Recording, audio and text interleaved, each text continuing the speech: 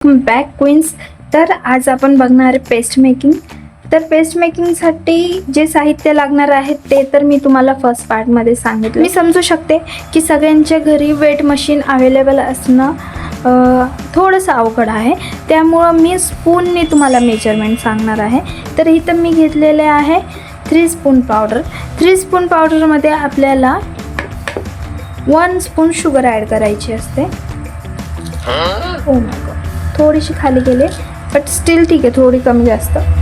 तर 1 स्पून आपण इथं शुगर ॲड करणार. आता याचं मेजरमेंट असं आहे की जर तुम्ही 3 स्पून पावडर घेताय तर तुम्ही 1 स्पून शुगर टाकणार.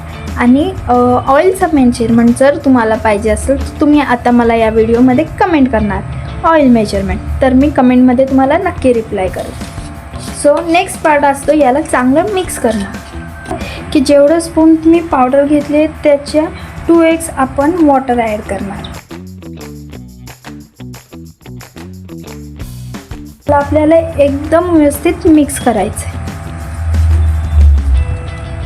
तो वॉटर आपण या पद्धतीने ॲड करत जाणार. जेवढं वॉटर लागतंय तेवढं थोडं थोडं आपण ॲड करत जाणार, डायरेक्ट वॉटर ॲड नाही करणार.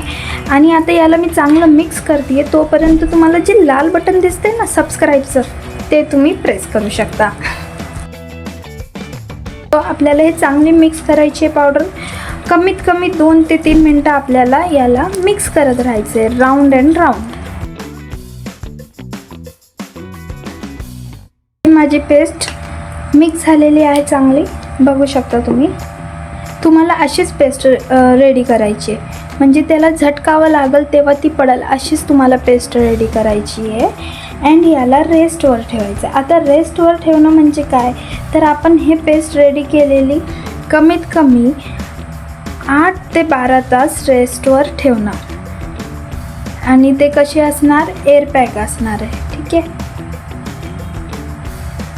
आपण सगळी पेस्ट एका जागेवरती जमा करून घेणार लाईक दिस. अँड आपण एकदम कमी, एकदम थोडंसं पाणी याच्यावरती टाकणार आहे.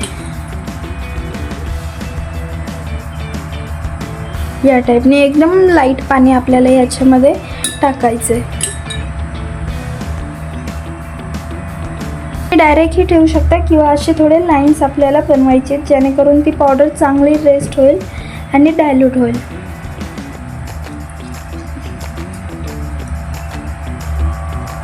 सो याला आपण एअर पॅक करून ठेवून देणार रेस्टला.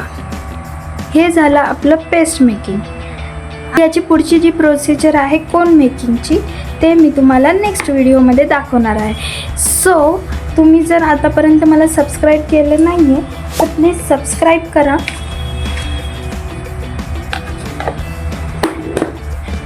आणि पुढचं पार्ट बघायला विसरू नका, कारण की अर्धवट शिकून काय करणार आहे. आणि जर लवकर शिकायचं असेल, प्रोफेशनल आर्टिस्ट बनायचं असेल तर माझा क्लास जॉईन करा, जे की ऑनलाईन आहे. अँड बाय बाय, भेटू नेक्स्ट व्हिडिओमध्ये.